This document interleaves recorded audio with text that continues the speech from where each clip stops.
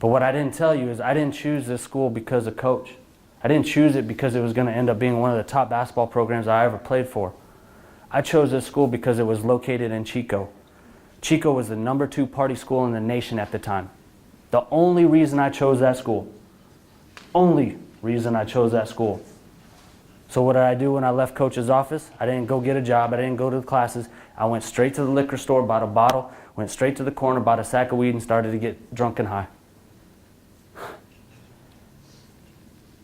Well, when I started doing that, I'm like, well, shit, I'm in Chico. I can go get pills on every corner.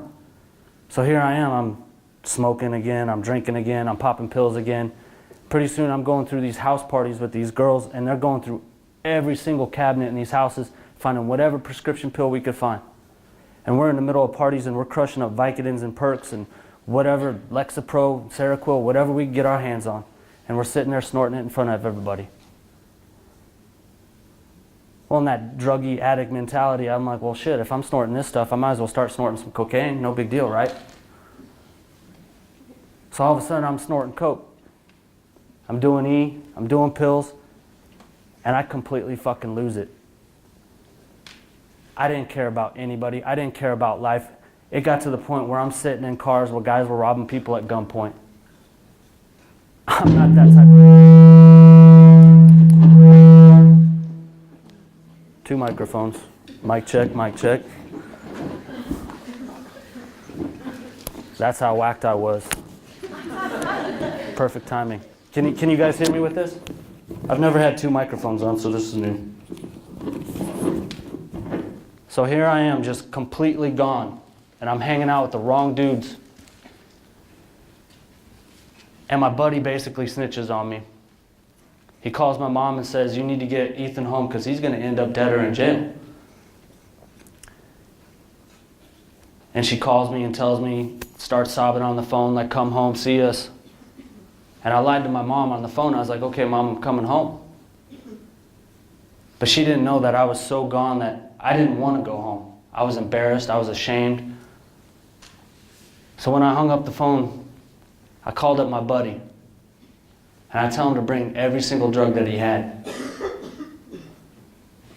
I made it up in my mind that night that I was going to commit suicide. That I was going to OD. I'll never forget this. I remember taking 7 pills of E, rolling up 2 blunts, lacing it with coke, and I'm taking it to the dome. And I take this hit, and I look across the way, and I see my boy. And I'm telling you, the dude grew horns. I'm like, all right, that's the devil. I'm fucking dying tonight. We leave the rave, and the next thing I know, I'm underneath this park bench. And I'm getting ready to jump in front of this train. And I pull out this picture.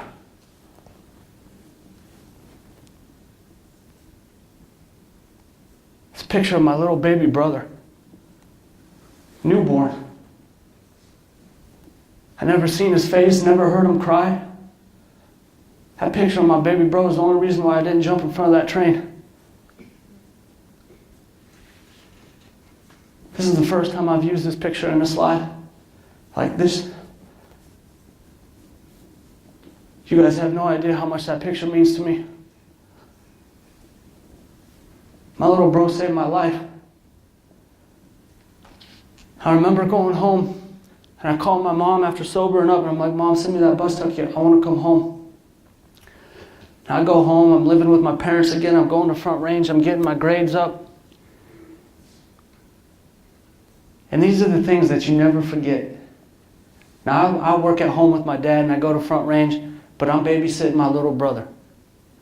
And I don't know if you guys ever listened to Busta Rhymes, and there was a song back then that was called Break Your Neck. And I'd ride around in the Volvo, and you'd hear that song, Break Your Neck, and then my little brother, I used to call him Chunk. He'd be sitting in the back seat, and then you'd hear that, and he'd be doing this. And so I work at home with my dad, and so I could babysit my bro. And I'm on a lunch break or something like that, and I'm watching MTV or BET, whatever, you know, because they used to play music videos, now they don't. And that song would come on. All of a sudden, you'd see my little brother in diapers. He'd come sprinting in front of that TV, and he'd do this. And And my parents hate rap music, hate it. Then you see my dad come around the corner and he'd look at me and look at my bro and he'd be like, what the f did you do to my son? Like, I'm smiling and laughing, you guys laugh at that. That would have never happened if I would have jumped in front of that train.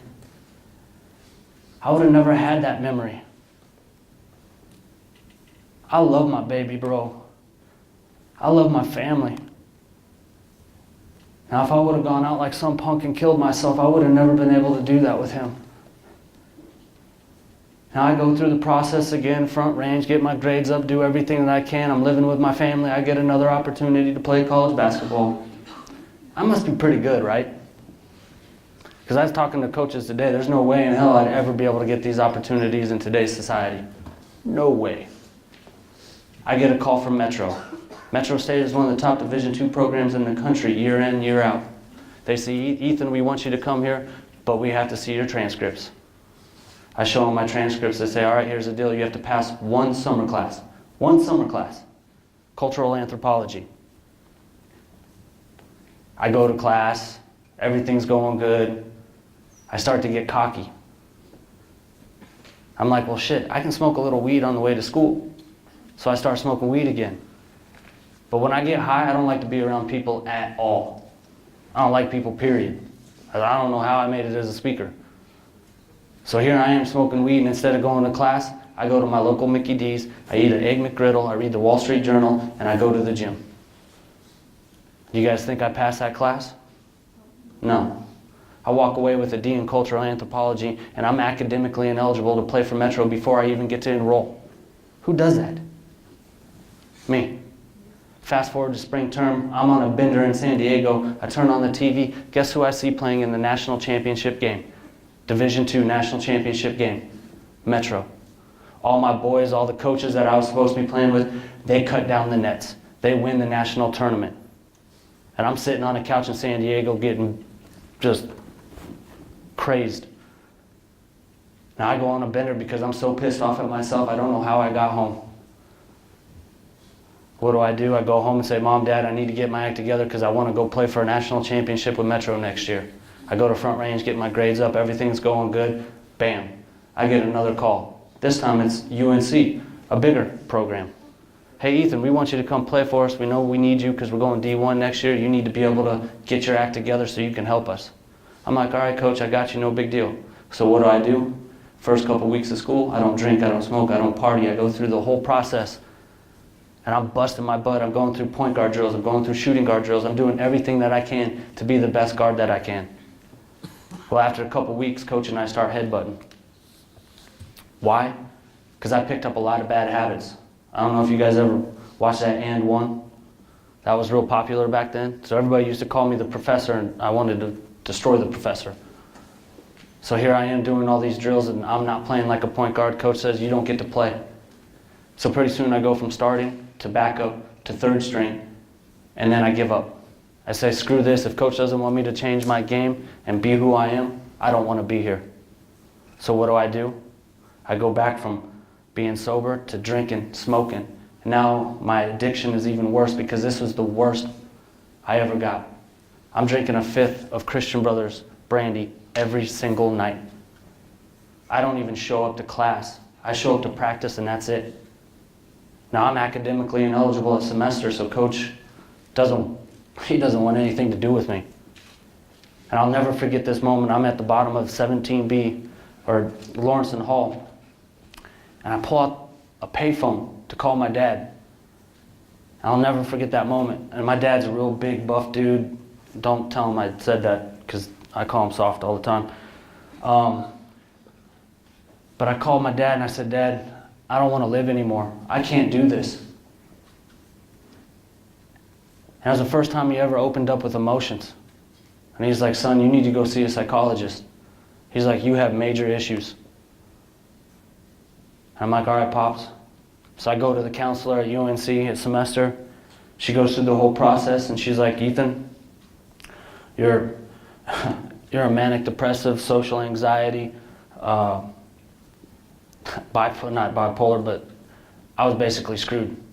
And she goes, I'm going to put you on all these pills, but I have one rule. One rule.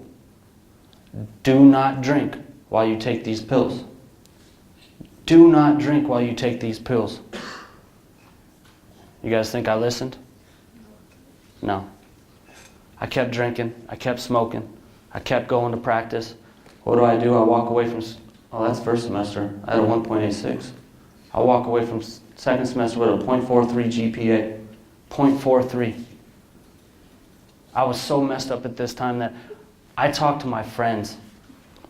I don't remember but 3 or 4 days out of the entire semester because I was so messed up on prescription pills. Now obviously I couldn't go back. Coach didn't want to have anything to do with me. So he says, you need to go find another place to play.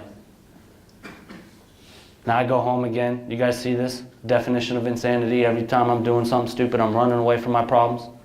What do? I go home to mom and dad and I go to Front Range and get my grades up. And I get invited to a house party. Now I want everybody in here for the next minute and a half to close your eyes. Nobody's going to mess with you. I want everybody in here to visualize the person that's sitting next to you. These are your classmates. These are your teammates. These are people that you're going to be around a long time. Now I want you to imagine your family members, your little brothers, little sisters, aunts, uncles, cousins, nephews, anyone that matters to you.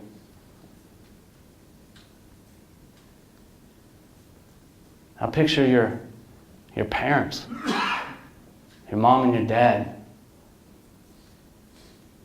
Think about them the day that you graduated high school or the day that you signed your letter of intent. Like they were smiling from ear to ear. They are so proud of you. Now think of your grandparents. Now a man named Bill. Bill's 57 years old. Gray hair, big thick gray beard, big glasses. Bill's been married to the same woman for over 30 plus years. They have a daughter who ends up having 2 children. So Bill's a husband, a father, and a grandfather. Now he's retired and he's up stargazing one night, coming back from Wyoming back to Fort Collins, and he's looking up at the stars because of this falling star sighting. Now I want you to imagine one of your friends that's sitting next to you and you guys are at a house party here. And they've been drinking. And they start to act a little off and a little crazy. And you go to stop them, but you get sidetracked because somebody bumped into you and you start talking. You go to look for them and you can't find them. You didn't know that they just left the house. Now Bill's coming back on the other side of town and he's looking up at the stars and all of a sudden, wham!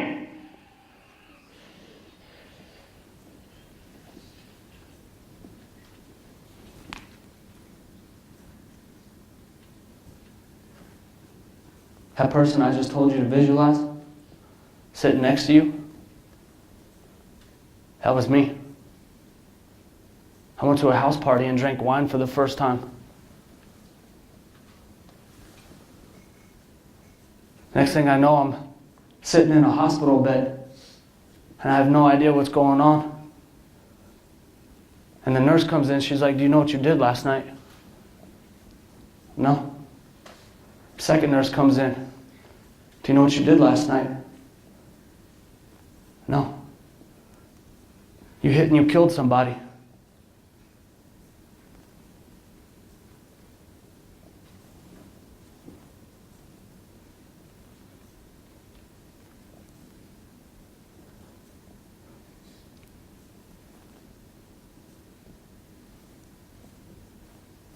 There are no words to describe how it hurt.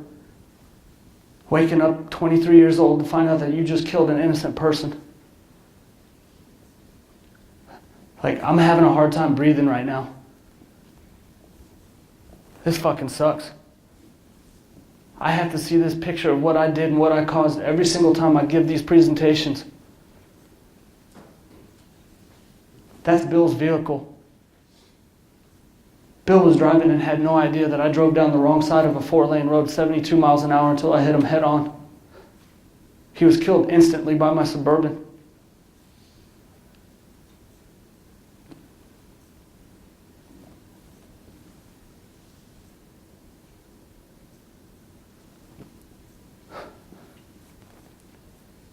I told you guys that I laugh and joke and I try to have fun.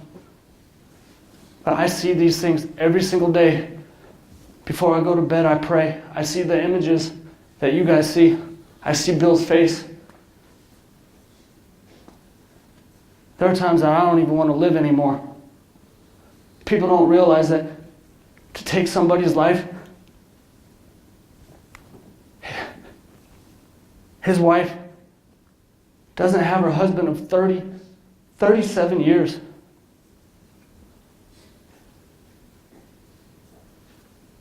My dad was 57 last year when I was doing this. And I think about what would happen if my dad was killed by a drunk driver. Think about somebody that's close to you being killed by a drunk driver. It happens every 53 minutes. And each one of you, it can happen to the moment you drink and decide to get behind that wheel. I don't care how strong you are, where you come from, background, demographic, anything. To wake up to this, I wouldn't wish it on anybody. People don't realize that I drive down that street, Drake, and there are times that I pray that I wish I would have died that night. And I don't tell that often. There's no reason I should be standing here giving presentations and seeing the world and doing all these things because of what I did. I feel